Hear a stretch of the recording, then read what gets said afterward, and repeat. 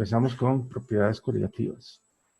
Y acá el primer concepto que necesitamos tener bien claro es el de presión de vapor. En general, ¿verdad? Vamos a verlo enfocado a un líquido, pero bien podría aplicar el mismo concepto para un sólido que sea volátil. Entonces, ¿qué es esa presión de vapor? Es el valor de la presión que ejerce el vapor que está en equilibrio con el líquido. Entonces, imaginémonos que tenemos esta situación, ¿verdad? En un recipiente hay un líquido aquí al inicio. ¿Y qué sucede? Con el paso del tiempo, hay algunas moléculas que adquieren la energía suficiente para separarse del líquido y pasar a la fase gaseosa. Ese sería el vapor. ¿Qué sucede si el recipiente no es cerrado? Bueno, si el recipiente no es cerrado, sería lo que vemos aquí en la imagen de la derecha, que simple y sencillamente lo que va a ocurrir es una evaporación del líquido y eventualmente, dependiendo de qué tan volátil sea este líquido, tardará más o menos tiempo en que todo el líquido desaparezca, porque ha pasado toda la fase de vapor. Ahora, si el recipiente fuera cerrado, como sería lo que podemos ver aquí a la derecha, entonces ya las moléculas no pueden escapar, sino que van a quedar confinadas dentro del recipiente. Y eventualmente, algunas de esas moléculas que están en fase gaseosa, por ese movimiento aleatorio de las moléculas gaseosas, vuelven a chocar con la superficie del líquido, pierden velocidad, pierden energía y pueden quedar atrapadas en la fase líquida, es decir, regresan al estado líquido. Entonces, lo que vemos acá es que hay dos procesos que pueden ocurrir de manera simultánea, que uno sería la evaporación y el otro sería la condensación de las partículas. Cuando ambos procesos ocurren exactamente a la misma velocidad, lo que quiere decir es que en promedio el número de partículas en fase gaseosa y el número de partículas en fase líquida no cambia, se ha alcanzado el equilibrio de evaporación, hay una saturación de la fase gaseosa y la presión que ejercen estas partículas en fase gaseosa es lo que vamos a llamar presión de vapor del líquido. ¿Okay? El concepto existe estando o no el recipiente cerrado. Simplemente la idea del recipiente cerrado es para que logremos visualizar realmente qué es la presión de vapor. Claramente, con el recipiente abierto, el líquido tiene un determinado valor de presión de vapor y eso es lo que provoca que las moléculas se evaporen, ¿verdad? Porque si no pudiera ejercer esa presión de vapor, las moléculas no se evaporarían. Ahora, otro concepto importante es que la presión de vapor de un líquido o de una fase condensada depende de la temperatura. Y a mayor temperatura, mayor presión de vapor. Eso sí, de una vez aclaro también, la relación no es directamente proporcional. Es una relación logarítmica. Pero lo importante es que a mayor temperatura, mayor presión de vapor. ¿Ok? Entonces, ese es el primer concepto que necesitamos tener claro, porque como vamos a hablar de propiedades coligativas, la variación, y en este caso el descenso en la presión de vapor del disolvente, es, digámoslo así, el fundamento, la base de todas las otras propiedades coligativas.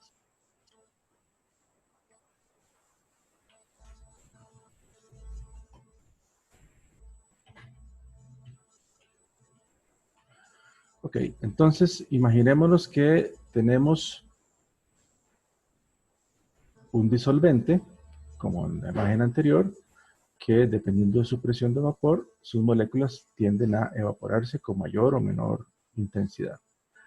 ¿Qué sucede cuando le agregamos un soluto? Bueno, y aquí vamos a suponer que el soluto que estamos añadiendo es no volátil, es decir, el soluto no pasa a la fase gaseosa.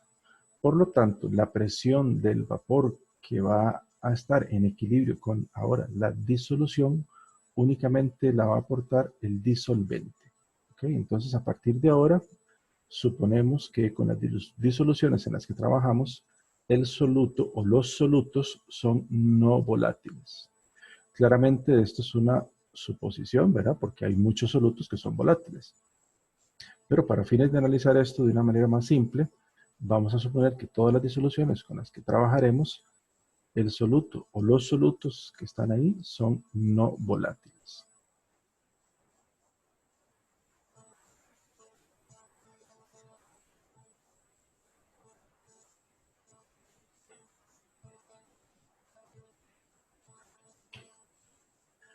Entonces, las propiedades coligativas son aquellas que dependen de la cantidad de partículas de soluto disuelto.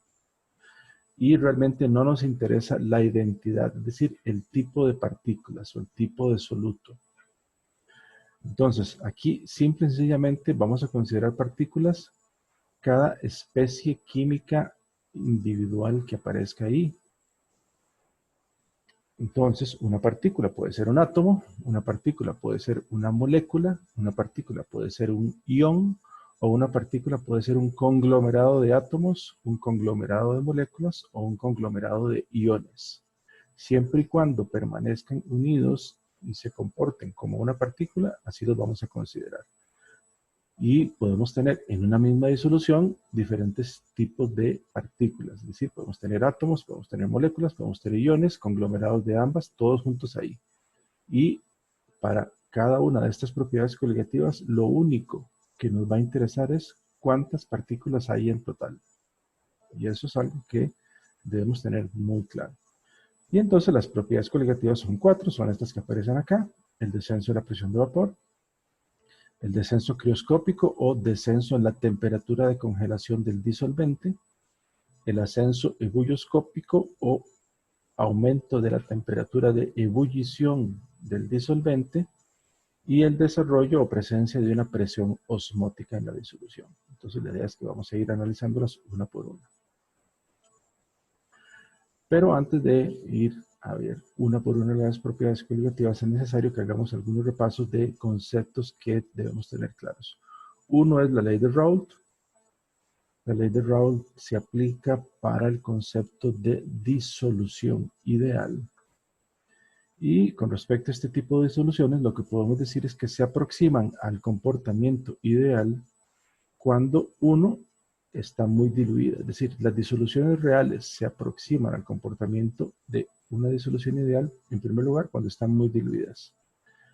¿Por qué? Porque en ese entorno, donde el soluto prácticamente solo esté rodeado por moléculas de disolvente y haya muy pocas posibilidades de interacción entre moléculas de soluto, entonces estas fuerzas de interacción podríamos considerarlas despreciables. Otra es que el soluto sea no volátil y que el solvente sea el único que contribuye a la presión de vapor. Entonces, ese es más o menos el contexto conceptual en el cual nos vamos a mover para aplicar tal cual las propiedades coligativas que vamos a analizar. Ahora sí, entonces, ¿qué dice la ley de Raoult? La ley de Raoult nos dice que la presión parcial de cada constituyente volátil que está en la disolución es igual a la presión de vapor de ese constituyente puro multiplicado por su fracción molar en la disolución. Y si hay más de un componente volátil en la disolución, pues entonces tendremos más de un componente en el vapor y en el caso de mezclas gaseosas, lo cual sería este ejemplo, ¿verdad? El vapor sería un gas, y si tenemos más de un componente, pues estaremos hablando de una mezcla gaseosa, y suponemos que el comportamiento es ideal, entonces ahí se aplica la llamada ley de Dalton, donde lo que nos dice es que la presión total de ese vapor corresponde a la suma de las presiones parciales de cada uno de los componentes del vapor. Ahora, la ventaja es que, como ya dijimos, vamos a suponer que los solutos no son volátiles. Y de hecho, entonces, el único que va a ser volátil será el disolvente. Por lo tanto, el único que va a estar en el vapor será el disolvente. Así que la presión parcial del disolvente pues será la presión total del vapor. Y matemáticamente esta expresión que vemos aquí abajo pues es la que corresponde a la ley de Raoult. Para el componente N, su presión parcial en el vapor será igual a su presión de vapor como líquido puro, este asterisco se refiere a que es el líquido puro, multiplicado por la fracción molar de N en la disolución.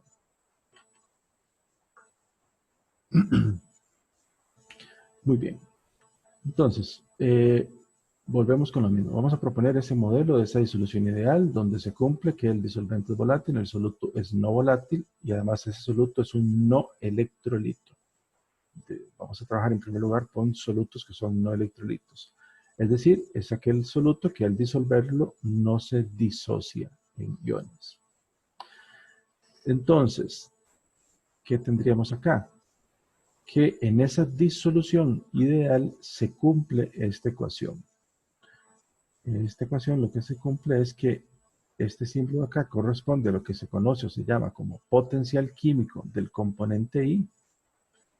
Va a ser igual al potencial químico del componente I puro más R por T por el logaritmo natural de la fracción molar de I en la disolución.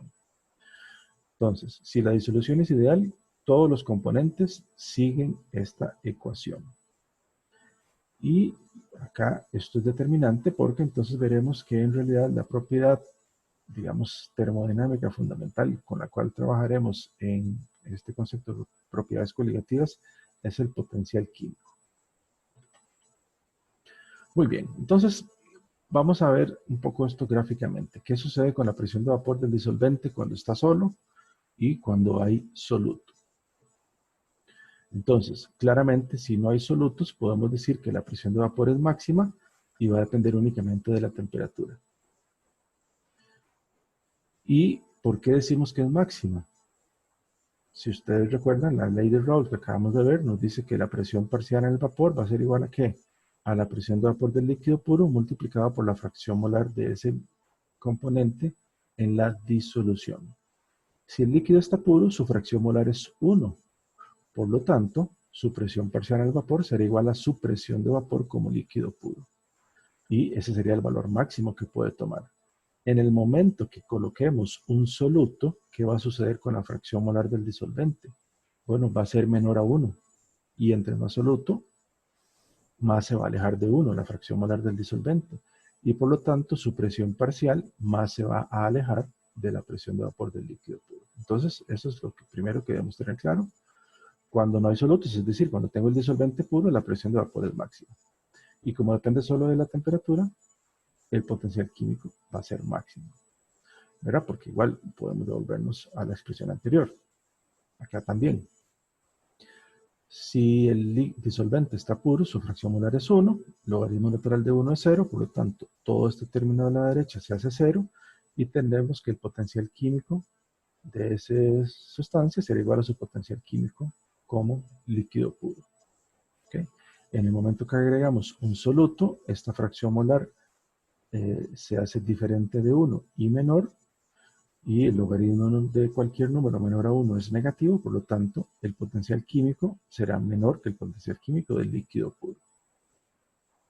¿Okay? Entonces, vemos que la presencia de solutos va a provocar una disminución en el potencial químico del disolvente. Y esto es bastante relevante desde el punto de vista físico-químico.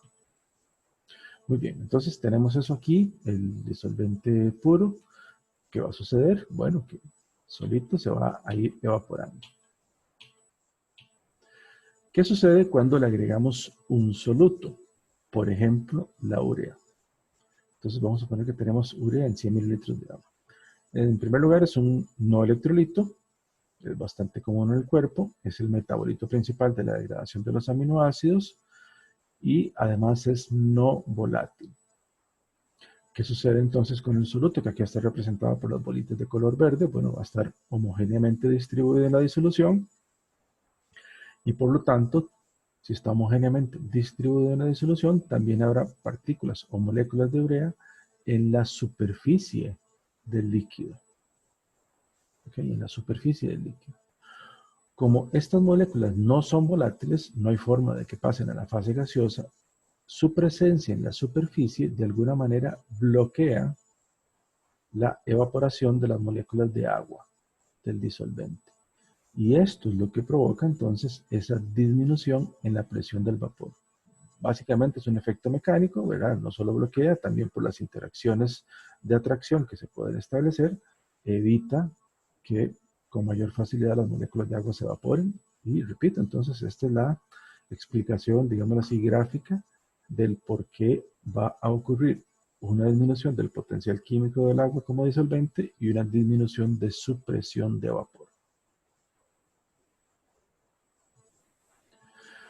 Entonces, acá lo que tenemos es que el potencial químico del disolvente en la disolución, como hemos dicho, es igual al potencial químico de ese líquido puro más RT por el logaritmo natural de su fracción molar. Como la fracción molar, ¿verdad?, en una disolución siempre será menor a 1, ¿verdad?, porque en una disolución al menos tenemos dos componentes y la suma de las fracciones molares de ambos es igual a 1, por lo tanto cada una individualmente será menor a 1. Entonces, este término, RT, logaritmo natural de la fracción molar, siempre será negativo. ¿Y esto qué implica? Que el potencial químico del disolvente en la disolución va a ser inferior al potencial químico del disolvente puro en una magnitud que es igual a este término, a RT, logaritmo natural de X.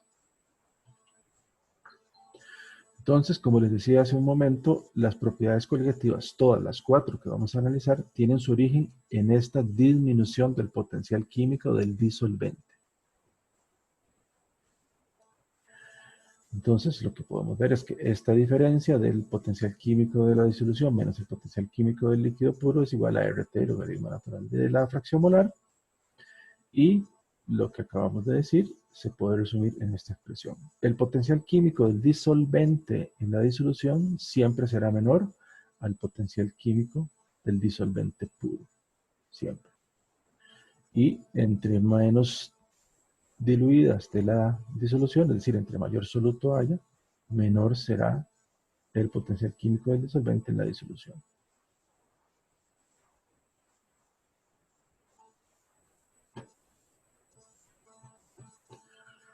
No sé si tienen alguna pregunta hasta acá, jóvenes. Si alguien tiene alguna pregunta en cualquier momento, pueden interrumpir. La manera más adecuada, creo, sería levantando la mano. Yo creo que eso yo lo puedo ver acá. Entonces, quisiera en este momento hacer una pausa. ¿Tienen alguna duda? ¿Algo de lo que haya dicho que no haya quedado claro? No, profe, yo voy bien. ¿Ok? ¿Los demás? Por ahora todo claro, profe. Bueno, seguimos. ¿Verdad? Recuerden, ¿verdad? Si tienen alguna duda, levanten la mano y podemos participar.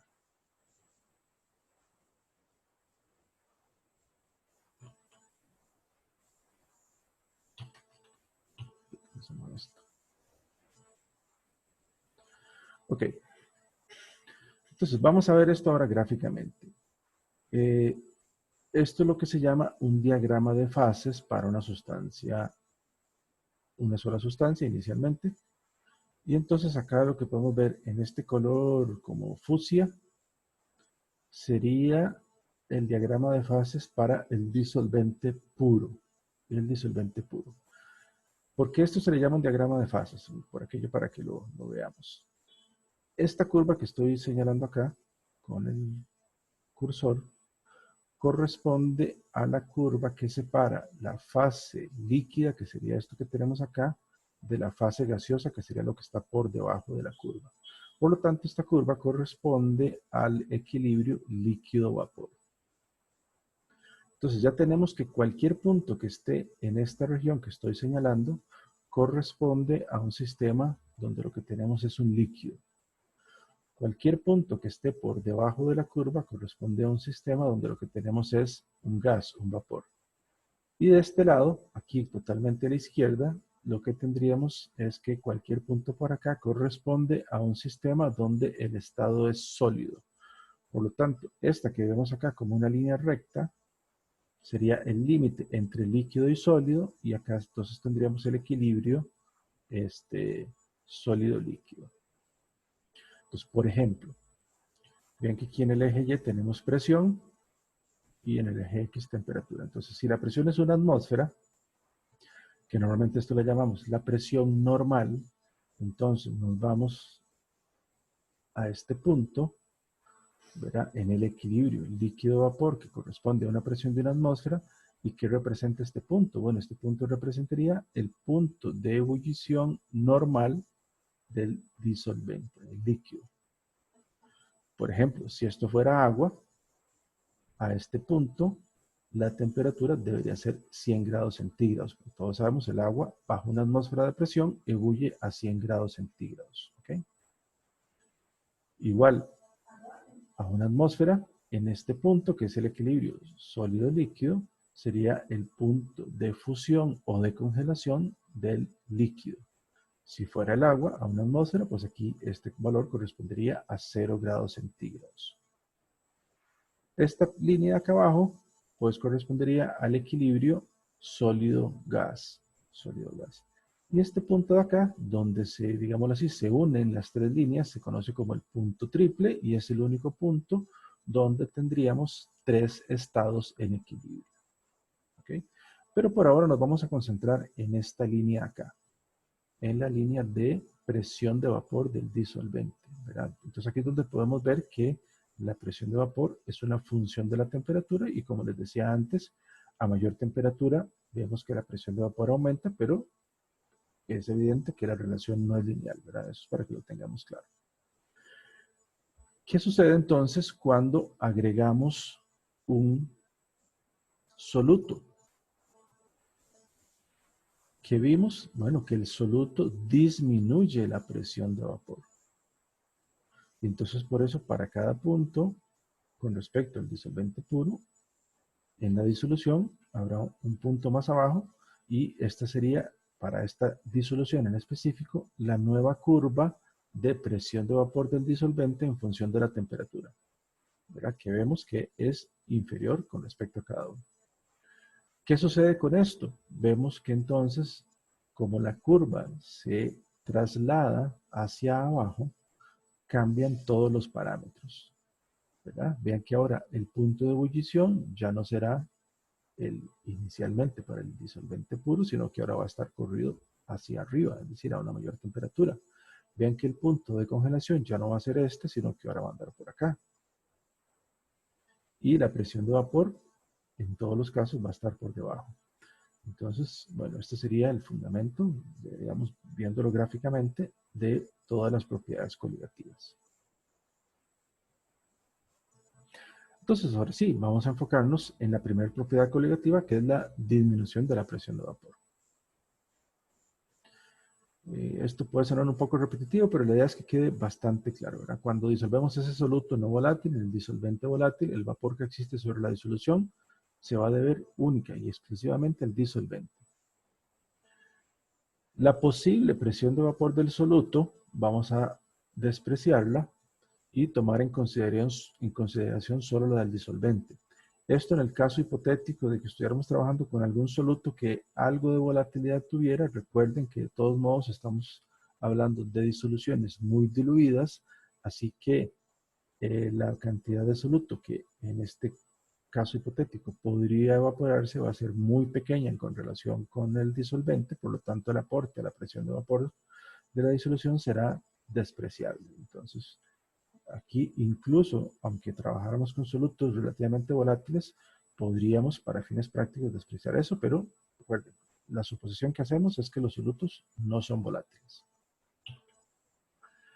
Entonces vamos a ver qué sucede. Bueno, vamos a llamar X1 a la fracción molar del disolvente y X2 a la fracción molar del soluto. P1 asterisco sería la presión de vapor del disolvente puro y P1 sería la presión parcial del disolvente en el vapor, pero como solo él va a estar en el vapor, sería la presión de vapor, que está en equilibrio sobre la disolución diluida. Entonces, de acuerdo a la ley de Raoult, ¿qué tenemos? Bueno, que la presión total es la suma de las presiones parciales, esto sería la ley de Dalton, y por la ley de Raoult tendríamos que la presión parcial del disolvente pues sería la presión de vapor del disolvente puro por la fracción molar del disolvente, más, en el caso hipotético del soluto, la presión de vapor del soluto puro por su fracción molar. Como ya habíamos dicho, la presión de vapor por parte del soluto ni la consideramos, es despreciable. Y como ya hemos dicho, eso sí, la presión de vapor del disolvente en la disolución será menor cuando está puro, entonces P es menor que P1 asterisco. Que era, recuerden lo que hemos visto. Una cosa es cuando está solo el disolvente y otra cosa es cuando está con soluto, que hay, por decirlo así, un bloqueo para la evaporación.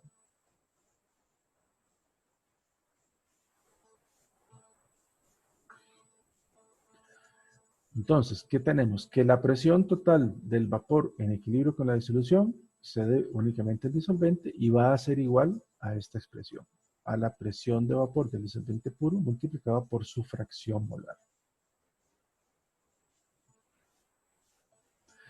Entonces, ese descenso, esa disminución en la presión de vapor, vamos a calcularlo de esta manera.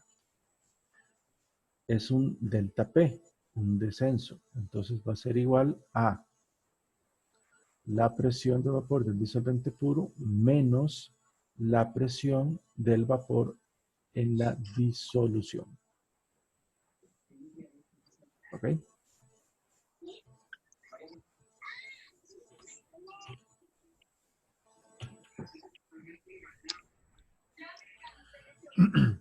Ahora, recuerden que habíamos encontrado una expresión para P. Entonces vamos a sustituir y entonces nos queda que el descenso de la presión de vapor, o sea, el delta P es igual a la presión de vapor del disolvente puro menos P. Y P era igual a la presión de vapor del disolvente puro por la fracción molar del disolvente. Vean que hay un factor común, que es la presión de vapor del disolvente puro. Y nos queda entonces que el delta P o el descenso de la presión de vapor va a ser igual a la presión de vapor del disolvente puro por 1 menos la fracción molar del disolvente.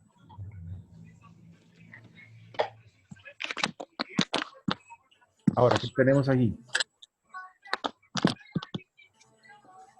Si solo tenemos un soluto, ¿verdad? Bájale un poquito de volumen, Lucas. El otro control, ¿no? Ah. No sé, no sé.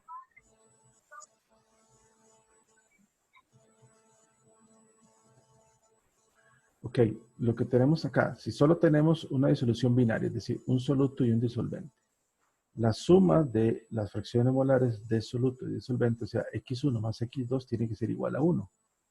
Por lo tanto, 1 menos X1 es igual a X2, o sea, la fracción molar del soluto. Por lo tanto, el delta P, o sea, el descenso de la presión de vapor, va a ser igual a la presión de vapor del disolvente puro multiplicado por la fracción molar del soluto.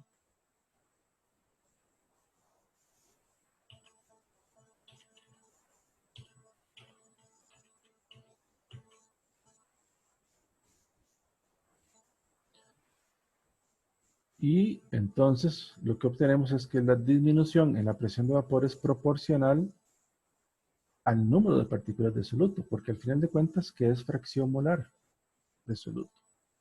Moles de soluto entre moles totales. Y recuerden, los moles son directamente proporcional al número de partículas. Entonces, exactamente podemos decir que esa magnitud en la que desciende la presión de vapor es proporcional al número de partículas de soluto. De ahí que se le diera ese nombre, propiedades coligativas, ¿verdad? Por aquello coligativo viene del griego coligatio, que tiene que ver del conglomerado, del total. Y esa es la razón. Ahora, podemos hablar de un descenso relativo. Simplemente despejando fracción molar del soluto, tendríamos que delta P entre la presión de vapor del disolvente puro es igual a la fracción molar del soluto.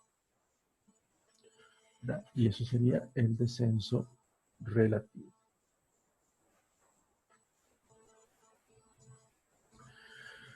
Muy bien.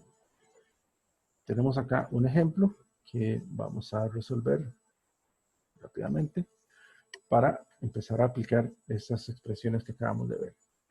Entonces, en este ejemplo 1 nos dan la siguiente información. Calcule la presión de vapor de una disolución que contiene 6,67 gramos de glucosa. Nos da la fórmula para que a partir de la fórmula obtengamos la masa molar de la glucosa. que están disueltos en 45,35 de agua, y todo a 25 grados centígrados. Y otro dato que necesitamos conocer es que la presión de vapor del agua pura a esa temperatura es 23,3 milímetros de mercurio. Ven que aquí lo que nos están pidiendo es la presión del vapor que está en equilibrio con la disolución. Eso es lo único que necesitamos hacer por ahora. Entonces, bueno, voy a dejar de compartir pantalla para abrir la pizarrita y resolver el ejercicio. Muy bien, entonces tenemos 6,67 gramos de glucosa, 6, H12O6, que esto, si hacemos el cálculo, ¿verdad? 6 por 12, más 12 por 1, más 6 por 16, nos va a dar así, con redondeos, una masa molar de 180 gramos por mol. Recordando que eso está disuelto en agua. ¿Cuánto de agua? 45,35 gramos de agua.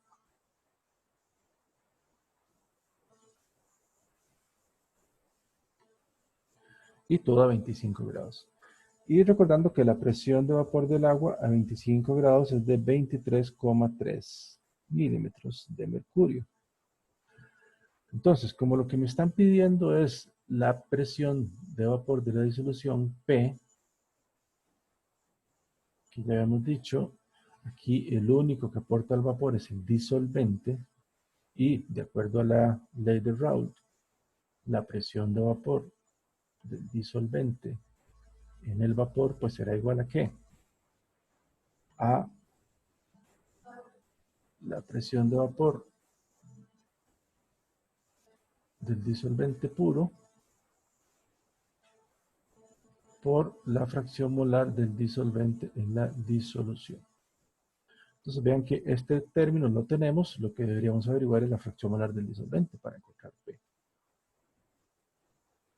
Entonces P será igual a la presión de vapor del agua a esa temperatura es 23,3 milímetros de mercurio,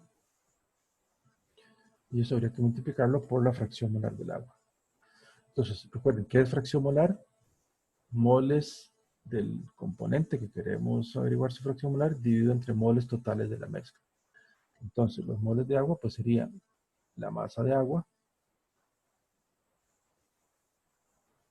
dividido entre la masa molar del agua, 18. Y esto hay que dividirlo entre los moles totales. ¿Qué tenemos en esa disolución? Bueno, agua, entonces sería moles de agua, nuevamente. Masa de agua entre masa molar del agua, más los moles de soluto, que en este caso serían 6,67 gramos de glucosa entre la masa molar de la glucosa. ¿Ok? Y ahora sí, resolviendo esa operación, ¿verdad? Recuerden, entonces, moles en este caso del disolvente entre moles totales, moles de disolvente más moles de soluto. Y eso que nos va a dar que la presión del vapor que está en equilibrio con la disolución, pues será de 22,962 milímetros de mercurio. ¿Okay? Entonces, esa sería la respuesta a lo que nos piden, ¿verdad? Esa sería la presión del vapor que está en equilibrio con la disolución cuando se ha agregado esa cantidad de soluto a esa cantidad de disolvente. ¿Está claro este ejercicio? Sí, profe. Sí, señor. Sí, ¿Ok? profe. Nadie tiene dudas. Perfecto. Entonces, volvemos a la presentación. Y creo que lo que sigue es otro ejercicio. Vamos a ver.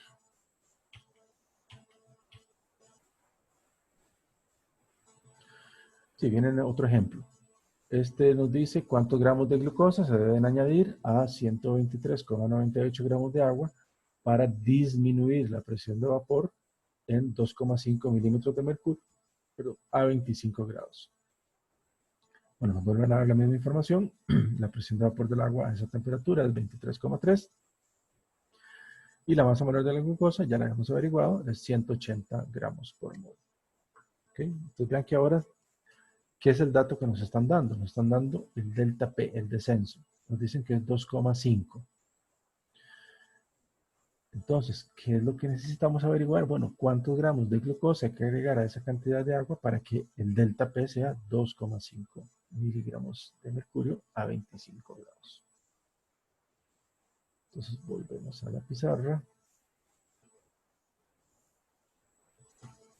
Vamos a borrar todo nuevamente. Y acá recordemos que habíamos llegado a esta ecuación, que el delta P entre la presión de vapor del disolvente puro era igual a ¿qué? A la fracción molar del soluto. Y fracción molar del soluto, que es igual a moles de soluto entre moles totales. Y moles de soluto, que es igual a masa de soluto entre masa molar de soluto. Eso entre moles totales. Entonces por acá vamos viendo que por aquí va la variable que necesitamos averiguar. Entonces vamos a ir poniéndole valores de una vez. Entonces tenemos que el delta P es 2,5. La presión de vapor del disolvente puro, bueno, 23,3. Eso es igual a la fracción molar, que no la conocemos, ¿verdad? Es lo que tenemos que averiguar, pero lo que sí sabemos es que tiene que ser igual al número de moles de soluto, que es igual a M entre masa molar. Bueno, entonces aquí nuestra incógnita realmente es la masa de soluto, que eso va dividido entre la masa molar, que esa sí la sabemos, 180. Y acá sería entre moles totales. ¿Qué son esos moles totales? Bueno, moles de soluto. M2 entre 180. Más moles de disolvente. Que aquí moles de disolvente sabemos que son 123,9 gramos de agua entre 18 gramos por mol del agua.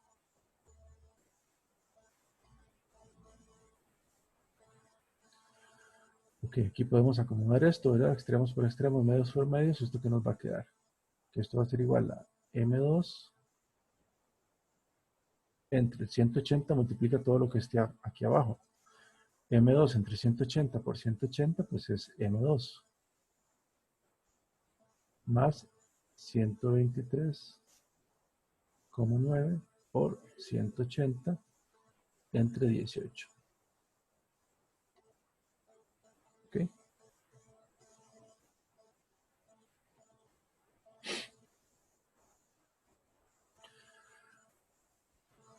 180 entre 18 es 10. Así que esto sería 123,9 por 10, 1239. Entonces vamos a pasar esto para allá. Entonces me va a quedar M2 más 1239 va a ser igual a ¿qué? A este lo voy a pasar al otro lado, entonces lo paso como 23,3 entre 2,5 por M2. Y esto es lo mismo que 9,32 M2. Entonces ahora me va a quedar que 1239 va a ser igual a 9,32 M2 menos M2. O sea, esto sería 8,32 M2. Entonces tendríamos ahora que 1239 entre 8,32 va a ser igual a M2. Y resolviendo esto, haciendo el cálculo, obtenemos que eso es igual a 148,918 gramos.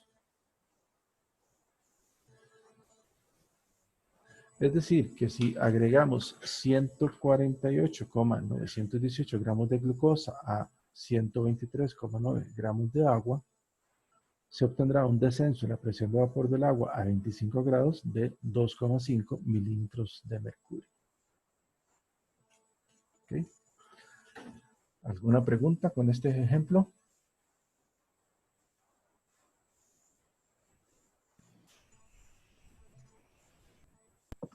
No, profe. ¿Todo claro, jóvenes?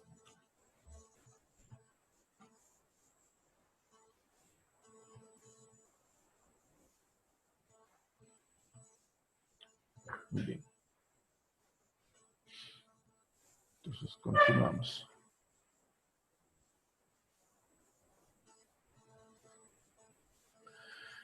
Muy bien. Habíamos dicho que normalmente trabajaremos con disoluciones diluidas. Entonces, si la disolución es muy diluida, en esta suma que tenemos acá, moles de disolvente más moles de soluto, se supone que si es diluida, esta cantidad es muy pequeña, por lo tanto, esta suma debería ser prácticamente igual a moles de disolvente. Es decir, podríamos normalmente, si no vamos a hacer cálculos muy exactos, despreciar la cantidad de sustancia de soluto en esta suma. Y entonces podemos hacer lo siguiente. Supongamos que tenemos esta expresión, que era la que habíamos encontrado para el descenso relativo en la presión de vapor, y haciendo esta separación, que es más o menos lo que habíamos hecho ahora para el ejemplo, sería masa de soluto entre su masa molar, entre número de moles totales, que sería masa de disolvente entre masa molar del disolvente, más masa de soluto entre masa molar del soluto. Y lo que estamos diciendo es que esta cantidad en esta suma es despreciable, por lo tanto, esto es prácticamente igual a esto. ¿Verdad? Claramente esto es una suposición, es una simplificación donde se pierde algo de exactitud. Pero normalmente para fines prácticos, ¿verdad? No es tan desacertado hacer eso.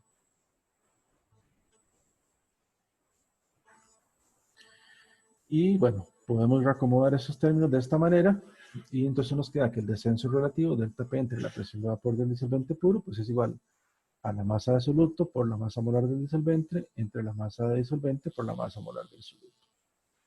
Y digamos que una forma práctica de utilizar esta ecuación es cuando uno quiere determinar la masa molar de un soluto a partir del descenso de la presión de vapor. ¿Okay? Entonces esto para ejemplos matemáticos, para ejemplos del cálculo, pues funciona bastante bien. En la práctica, ya en la práctica, no necesariamente funciona tan bien. ¿Por qué? Porque ya vimos, si trabajamos con disoluciones muy diluidas, este descenso en la presión de vapor es bastante pequeño. Bastante pequeño. Y cuantificar eso con bastante precisión, con bastante exactitud, no es sencillo. Entonces, en la práctica, esta forma de determinar masas molares no es tan adecuada, digámoslo así. Pero para fines del curso, pues funciona bien la expresión. Pues ahora supongamos que el disolvente que estamos utilizando es agua. Decir que es agua es porque ya le podemos dar valores, por ejemplo, a la masa molar del agua.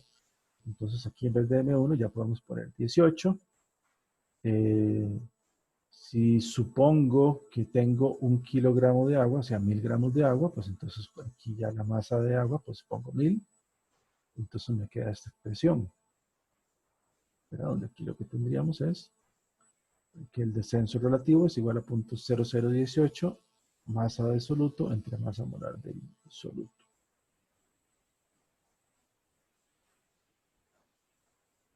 Y bien, podríamos utilizar eso en términos de molaridad, ¿verdad? Recuerden que ¿qué es molaridad? Moles de soluto entre kilogramo de disolvente.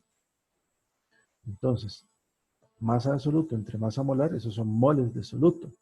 Y aquí recuerden que hemos dividido entre 1000 gramos. Si hacemos la conversión, eso equivale a 1 kilogramo. Y por eso podemos expresar que eso sería la molaridad. Entonces, el descenso relativo es igual a 0.0018 veces la molaridad de la disolución, siempre y cuando el disolvente sea el agua. Y es otra forma, una expresión aproximada. Recuerden que esta es aproximada porque estamos haciendo la suposición de que los moles de soluto son despreciables con respecto a los moles de disolvente, pero que nos podría facilitar algunos cálculos. Y bueno, esta es la presentación que tenía para hoy. Como les dije, era algo cortito. La idea es que en las otras dos presentaciones lo que está explicado es el aumento en la temperatura de ebullición, el descenso en la temperatura de congelación y el desarrollo de una presión osmótica. Entonces yo sí les pediría que vean eso en el transcurso de la semana antes del jueves, para que el jueves en la hora práctica pues entonces podamos aclarar dudas o ver ya algún ejercicio de la práctica. No sé qué les parece, que tienen algún comentario, alguna pregunta.